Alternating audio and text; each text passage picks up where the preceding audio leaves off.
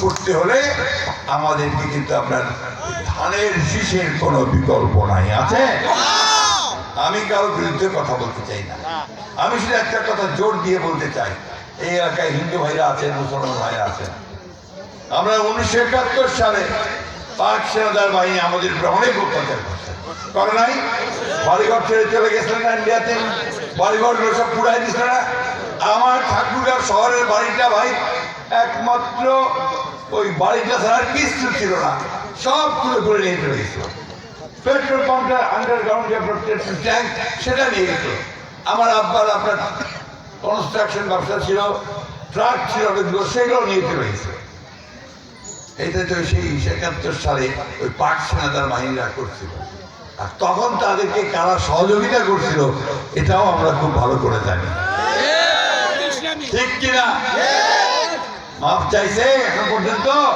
71 সালের জন্য মাপ চাই, তো মাপটা চান, বলে যে ভুল করছি ওই সময়, তারপর জনগণের কাছে বলেন যে এবার আমাদেরকে কিছু ভোট দেয়, তাই তো নাকি? ওইটা ভাই চায় নাই, আবার উল্টা আমার গায়ে আছে। আমরা কেন 71 সালে যুদ্ধ করব?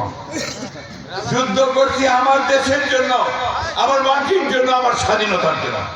আমি ওই স্বাধীনতার জন্য আমার জীবন বিসর্জন দিতে রাজি আছি বন্ধু। এটা বাস্তব। এটাই জন্যই আমার প্রেসিডেন্ট জিয়াউর রহমান স্বাধীনতার যুদ্ধ ঘোষণা করছিলেন, মনে আছে আমাদের? বেগম জিয়া সেই পতাকাই তুলে ধরতেন, কোনোদিন আপোষ করেন নাই।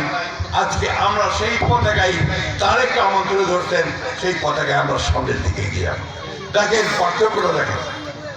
তারেক জিয়া দেশে আসতে দেয় নাই 18 বছর। যেদিন প্রথম দেশে আসলেন সেদিন ঢাকার রাস্তা সাইলাম হয়ে গেল। আমাদের লোক এমন ভাবে এয়ারপোর্ট থেকে ওই আপনার যেখানে মিটিং হবে সে পর্যন্ত দাঁড়াইলো, গাড়িটা আসিয়া হয় না, ওই 2.5 ঘন্টা রাস্তা লাগলো, 4 ঘন্টা রাস্তা। উনি প্রথম দিন দাঁড়ায়, আমার একটা পরিকল্পনা আছে। সেই পরিকল্পনাটা কি? এই দেশকে উন্নত করবার পরিকল্পনা। প্রথম চিন্তাই এটা, দেশকে উন্নত করতে চাই, সেই কাজ তিনি শুরু করেছেন। এখানে আপনাদের নাই এটা, উনি ইতিমধ্যে বলেছেন আমি আমার মাদেরকে ক্ষমতায়ন করতে চাই, তাদের হাতে শক্তি দিতে চাই। সেই শক্তি কি? প্রত্যেক পরিবারে আমি একটা করে ফ্যামিলি কার্ড দেব। এই ফ্যামিলি কার্ড নিয়ে উনি যেখানে যাবেন সেখানে উনি অগ্রাধিকার পাবেন। উনি ন্যায্য মূল্যে চাল, ডাল, তেল, লবণ কিনতে পারবেন, বাচ্চাটাকে নিয়ে হাসপাতালে যেতে পারবেন, এটাকে স্কুলে ভর্তি করতে পারবেন। এই আমাদের মায়েদের একটা শক্তি তৈরি হবে, ঠিক না? কৃষক ভাইদেরকে বললেন যে আপনাদেরকে আমি কৃষি কার্ড দিব, এই কৃষি কার্ড নিয়ে আপনারা ন্যায্য মূল্যে সার, বীজ আর সেচ পাবেন। সারটা আমাদেরকে বড় ঘামাচ্ছে, তাই না? এই সরকার সারটাকে ঠিকমতো ম্যানেজ করতে পারে নাই। এরা অন্তর্বর্তী সরকার, ইউনিয়ন সরকার, আমরা সেই সারের ব্যবস্থা করব যাতে খোলা বাজারে সমানভাবে আমাদের পায়। আমি বক্তব্য বাড়াবো না। উনি আরো বলেছেন 1.5 বছরের মধ্যে তিনি 1 কোটি মানুষের কর্মসংস্থান কাজের ব্যবস্থা করবেন। আমি কিছুক্ষণ আগে বললাম মাদেরকে উনি শিক্ষিত করবেন, ট্রেনিং দিবেন, যাতে করে মায়েরা ঘরে বসে উলের কাজ করে, কাপড়ের কাজ করে আয় করতে পারে। এই ব্যবস্থা এইভাবে অনেকগুলো প্রোগ্রাম আছে না, যে প্রোগ্রামগুলোতে আমরা বিশ্বাস করি যে আমরা খুব দ্রুত ভালো করতে পারবো।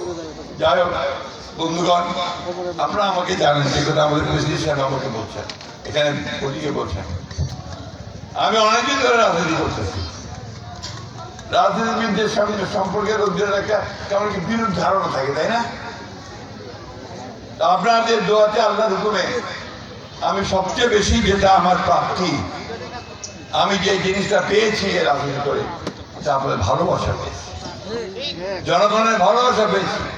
সারা দেশের মানুষ আমাকে অন্তত এই কথা বলে যে লোকটা খারাপ না, লোকটা ভালো লোক, না? এটাই আমার প্রাপ্তি, এটাই আমার সারা জীবনের অর্জন, এটাতেই আমি চলে যেতে চাই। বন্ধুগণ, আমার বয়স হয়েছে 78 বছর বয়স, হয়তো এটাই আমার শেষ নির্বাচন।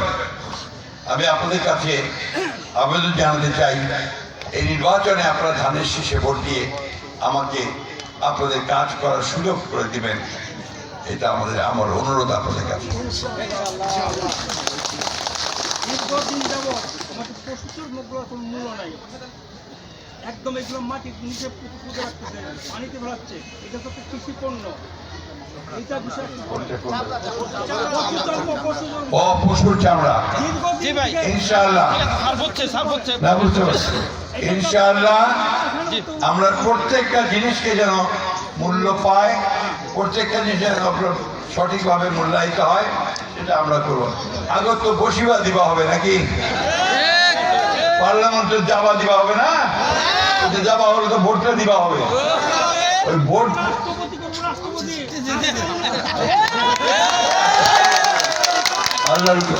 যাই হোক ভাই, আপনাকে অনেক ধন্যবাদ। আমি আপনাদেরকে একটু কথা দিতে পারি যে আমি কখনো কথার বরখেলাপ করি না, মিথ্যা কথা বলি না, যেটুকু পারবো সেটুকুই বলি। আল্লাহ যদি আমাকে তৌফিক দেন, সুযোগ দেন, আমি যদি পার্লামেন্টে যেতে পারি, আমি যদি কাজ করার সুযোগ পাই, ইনশাআল্লাহ আপনাদের এই এলাকার যে সমস্ত সমস্যা আছে, বিশেষ করে কর্মসংস্থানের সমস্যা, শিল্প কলকারখানা তৈরির সমস্যা, পানির সমস্যা, রাস্তাঘাটের সমস্যা, এগুলো আমি সর্বাধিকার দিয়ে সবচেয়ে বেশি। আপনাদেরকে সকলকে অনেক ধন্যবাদ। হিন্দু ভাই বোনদেরকে বিশেষভাবে আবেদন জানাতে চাই, আপনারা ভয় পাবেন না, আমরা আপনাদের সঙ্গে আছি, আপনাদের পাশে আমার সব ভাইরা আছে। আপনারা নির্ভয়ে ভোট কেন্দ্রে যাবেন, ভোট কেন্দ্রে গিয়ে ধানের শীষে ভোট কেন্দ্রে দিতে হবে। আপনারা সবাই ভোট কেন্দ্রে যাবেন। আসসালামু আলাইকুম, হিন্দু ভাইদের আদাব, নমস্কার, সবাই ভালো থাকবেন।